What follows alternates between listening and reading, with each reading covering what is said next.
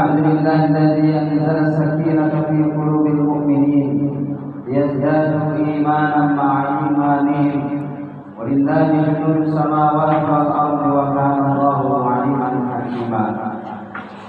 أشهد أن لا إله إلا الله الملك الحق المبين وأشهد أن محمدا عبده ورسوله صادق الوعد الأمين اللهم صل على سيدنا محمد وعلى آله وصحابته والتابعين إلى يوم الدين فيا عباد الله اتقوا الله واعلموا أنه من يتق الله يجعل له من أمره يسرا فقد قال الله تعالى في كتابه الكريم وهو أصدق القائلين أعوذ بالله السميع العليم من الشيطان الرجيم يا أيها الذين آمنوا اتقوا الله حق تقاته ولا تموتن إلا وأنتم مسلمون وقال أيضا يا أيها الذين آمنوا اتقوا الله ولتنظر نفس ما قدمت لغد واتقوا الله إن الله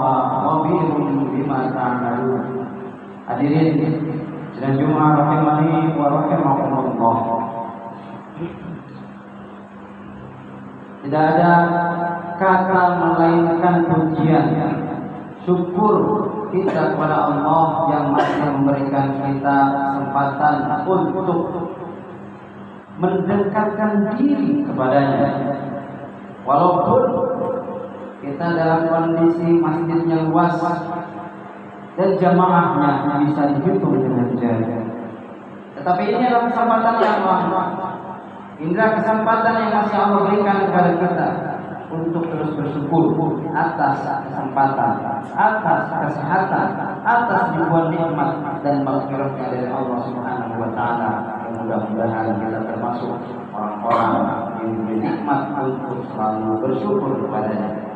Salawat dan salam apalagi ini hari Jumat Sayyidul Ayyam, kita bersahi lidah kita, gerakan hati kita untuk bersalawat kepada junjungan semesta alam Nabi Muhammad sallallahu alaihi wasallam. Ada satu pintu yang Rasulullah sallallahu alaihi wasallam berikan khusus untuk orang yang memiliki kemampuan ini. Rasulullah sallallahu alaihi wasallam bersabda, "La taghdab wa la jannah." Jangan kau marah, maka bagimu surga.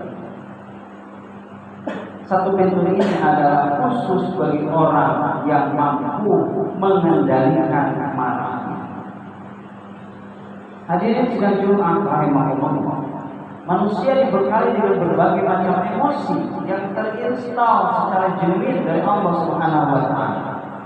Ada senang, ada marah, ada benci, ada sedih, ada merasa bersalah, ada kesal dan emosi-emosi yang lainnya. Akan tetapi spesifik untuk pintu yang dijanjikan oleh Rasulullah SAW, ini adalah pintu bagi orang yang mampu mengendalikan amarahnya. Maka ketika ada orang yang diinstal emosi yang berbagai macam itu dan muncul reaksi marah dia atau amarah dia, bagaimana sesungguhnya dia bisa bersikap sehingga dia bisa tertanam. Kalau saya bisa mengendalikan amarah ini, itu sudah dibukakan oleh Allah Subhanahu wa taala sebagaimana janji Rasulullah sallallahu alaihi wasallam. Dan ternyata tidak mudah memang untuk masuk surga lewat pintu ini. Karena banyak orang yang memperturutkan marah, akhirnya menjadi amarah, dan amarah yang tersimpan menjadi dendam.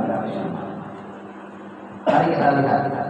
Tidak sedikit perang antar sekolah, perang antar kampus, perang antar kampung karena amarah yang ditularkan oleh senior, oleh orang tua, oleh orang-orang pendahulunya kepada junior-juniornya, pada anak-anaknya, kepada cucunya, sehingga akhirnya tersimpan dalam otak sanubari mereka.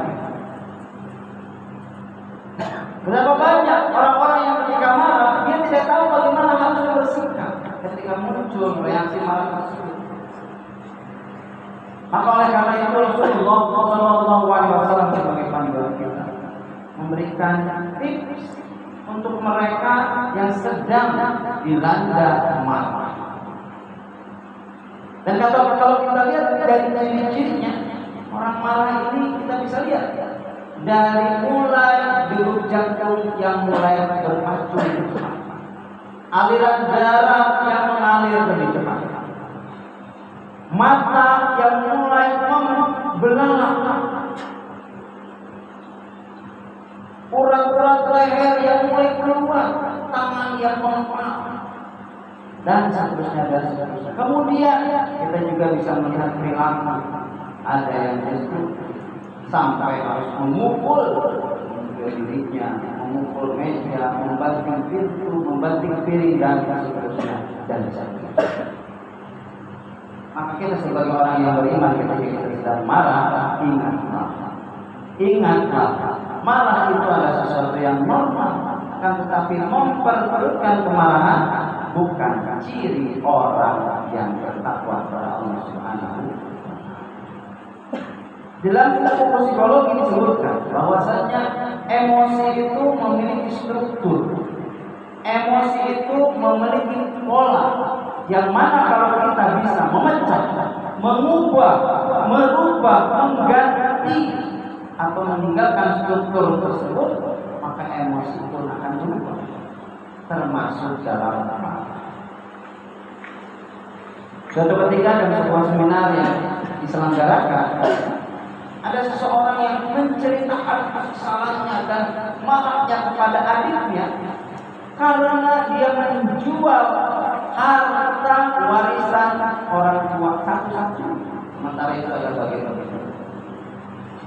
Dan ketika marah, awan ini bercerita dengan menggebu dan mengepalkan tangan karena mengingat masalah. Lalu kemudian diminta untuk mengubah struktur. Apa yang diubah? Yang diubah struktur dari gaya gerakan, gaya tubuh. Dari yang semula dia mengepalkan tangan dan menunjuk-nunjuk, lalu kemudian diminta untuk menurunkan tangannya dan bersikap tidak menunjuk-nunjuk. Apa yang terjadi? Ketika posisi itu diubah, maka struktur emosinya pun berubah. Mulai dia berbicara dengan lebih tenang, mulai berbicara dengan lebih tenang. Dan ini sebetulnya yang rahasia yang sudah diberitakan oleh Rasulullah SAW jauh-jauh hari sebelumnya. Kalau engkau marah dan kamu sedang berdiri, maka duduklah. Jika engkau sedang duduk dan masih marah, maka berbaringlah. Kondisi orang yang marah, struktur orang yang marah dirubah kondisi fisiknya, maka itu bisa merubah struktur dari orang. Oleh karena itu, suatu ketika Rasulullah SAW bertamu kepada anak Fatimah Aisyah, lalu tidak menemukan mantunya. Lalu bertanya, wahai anakku, di manakah suamimu? Kemudian Fatimah Aisyah menjawab, suamiku tadi marah dan sekarang dia sedang keluar. Kemana keluarnya? Aku tidak tahu. Menghindari marahnya dan menyelesaikan marah.